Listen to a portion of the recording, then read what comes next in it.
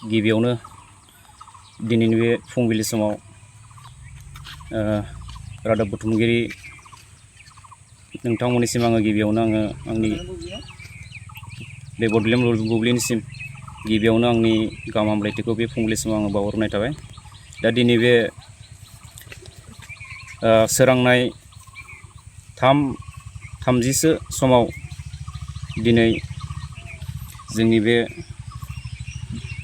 सारिदुवार बियाब एबा 2 नं जयन्तपुर गामियाव एबा आंनिनो गामि 2 नं जयन्तपुर बेयाव मोनसे हरखाबै जाथाय जाब्रबनाय बेखौ आङो नोंथांमोननि बे बड'लेण्ड बुब्लि रादाबनिसिम आङो फोरमायनो सानदों।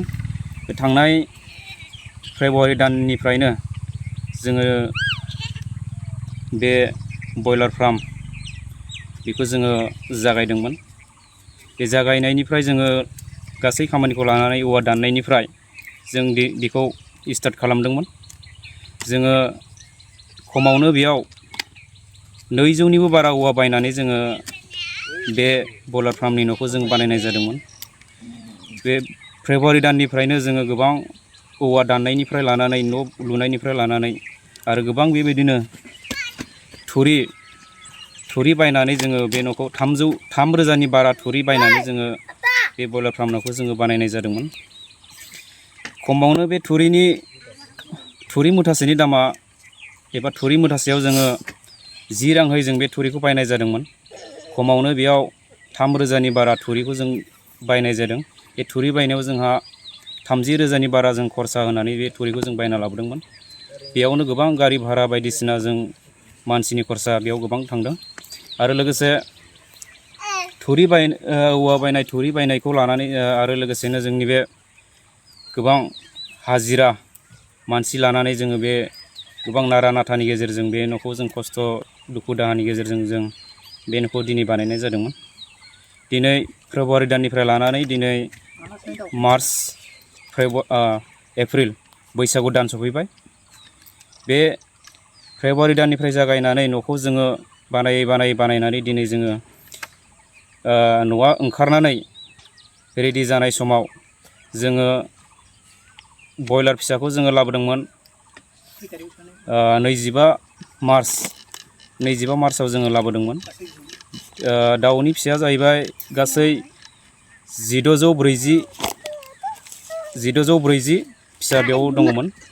बेनिनो बेयाव जोङो बे दाउ आदार जाग्रा दै लोंग्रा बेफोरबायदि जोङो गोबां बायनो गोनां जादोंमोन। बेफोरावबो जोंहा गोबां माखासे खरसा थांबाय। दिनै जोङो बेखौनो फोरमायनांगोन बे फुंबिलि समाव जोङो एबा मोनाबिलिनिफ्राय लानानै 25 फेब्रुवारिनिफ्राय लानानै जोंनि दाउ फिसाया जाबाय सेरसेनि खाथियाव थांबायमोन। 800 ग्राम जाबायमोन जोंनि दाउआ। 15 दिन जाबायमोन आरो माखासे दिन बिदिनो 20 दिनसोबा जोंनि दाउआ हरजानायनि लामायाव फैबायमोन। दिनै हरखाबै बे फुंबिलि समाव मा सिस्टेमै जोंनि बे थाग्रा न'आ हरखाबै बेबायदि खामलांखो अर नांखो बेखौ जोङो बुंस्लाबनो हाला। ना सोरनिबा मानसिफोरनि माबा मोनसे बेबायदि हरखाबै गाज्रि आखुफोर दं नामा, ना जोंनि बे कारेन्ट माबायासो बोरैबा हरखाबै जोंब्लावबाय नामा, बेफोरखौ जोङो दा बुंस्लाबनो हाला। माबोरै बिदि जाखो जों गावखौनो मिथिस्लाबासै।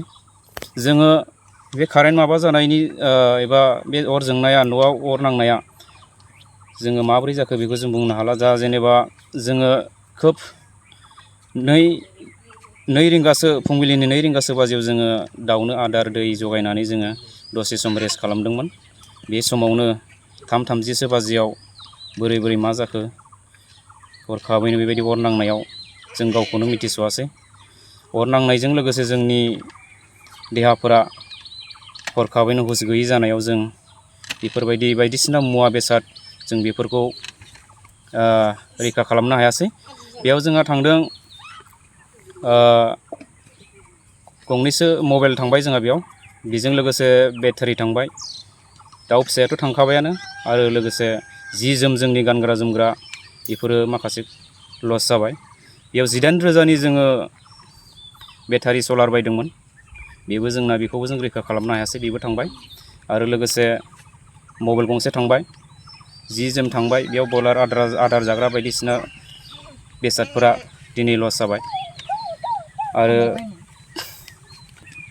गोबां दुखु नांदों माब्रै बिदि जाखो दिनै जों गावखौनो बुजिस'नो हायाखै। हरखाबै बेबायदि जानायाव आं गावखौनो गोबां दुखुआव दङ आरो लोगोसे आंजों सानै आंखौ हेफाजाब होग्रा बिथांमोन दङमोन।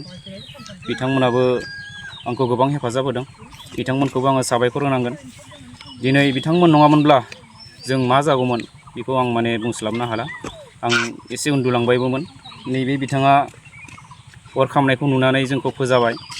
बेयाव आङो हरखाबै सिखारनानै दै सारलाबायदोंमोन, नाथाय गोजौआव थुरियाव अरा नांहैनायाव जोङो बे अरखौ जों रैखा खालामनो हायासै।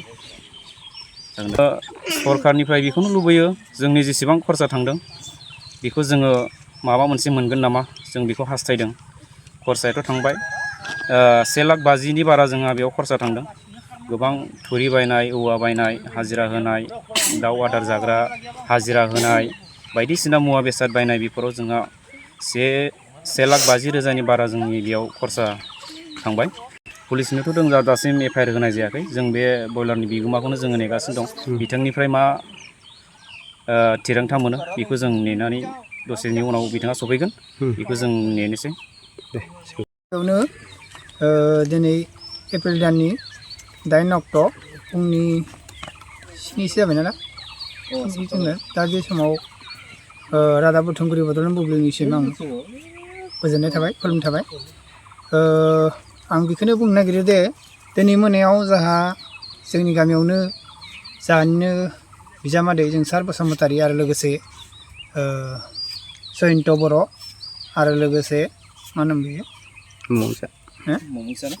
मुंसा बसुमतारी, बिसोर साथामजों लोगो नांनानै गामियावनो मोनसे बयलार फार्म बानायदोंमोन। थांनाय फेब्रुवारि दाननिफ्रायनो मावदों बिसोरो। ओमफ्राय नै मार्चनि बेसेबां थारिखआव सोदोंमोनथाय दाउखौ 1,640टा सोदोंमोन। ओमफ्राय दिनै हरखाबनो मोनानि 3टा 3:30सोआव माने बिसोरनि बयलार फार्मा माने खामदों आरो हुलुस थुलुस औवा बेरनायजों जाबजोंसो खोनानानै जों हाखु दाखु नायफैबा खामजोब्बायानोमोन प्राय। मानसिफ्रा खुनुरुखुम बासिनाय बायदि जाबाय। खुनु बुस्थु आरो दाउ बायदिसिनाखौ बासायनो हायाखिसै, खोमोरनो नाजादोंमोन। बेखौ बहा खोमोरनो हानो एसे गिदिर न' खामनायखौ। गुवारा 24 फुट आरो गोलावा 100 फुटमोन नङा, थुरिनि गासैबो खामनानै सेवहांगार। दा बेयाव आं मिथिनायाव गैयाबाबो न' बानायाव 2 लाखनि सायाव बिसोरा खरसा जादों हाजिरा मुजिरा लानानै। आं गावनो थुरि रोगानायानो गारि गंब्रै रोगादों आरो गुबुननि गारिजों लायदों बिसोरो गंनै ना गंथाम। ओमफ्राय हाजिरा होनाय गैयाबाबो 2 लाखनि सायाव बिसोरा खरसा जादों न' बानायनायाव। ओमफ्राय आरो दाउआबोथ' ओजोंहाय 1,640टायाव बेसेबां थांखो बिसोरा, गैयाबाबो 3 लाख 4 लाखसोनि बिसा खथि जाबाय। दा बेखौनो आं मिथिनायाव बेखौनो फोरमायहरनो नागिरो जे बड'लेण्ड बुब्लिनि रादाबजों जेन जाहाथे बे खौराङा मोनहैयो मोजाङै मोजां। आरो दा जाय माने बयलार लाबोनाय बिगोमा हरदोंमोन बेबो दा फैगासिनो दङ। बिथाङाबो जुदि मोनफैयोबा दा बिथांखौबो फंनैसो माने बे रादाबनि गेजेरजों बिथांनिफ्राय मा बिबुंथि होयो बिथाङा फोरमायहरगोन आरो।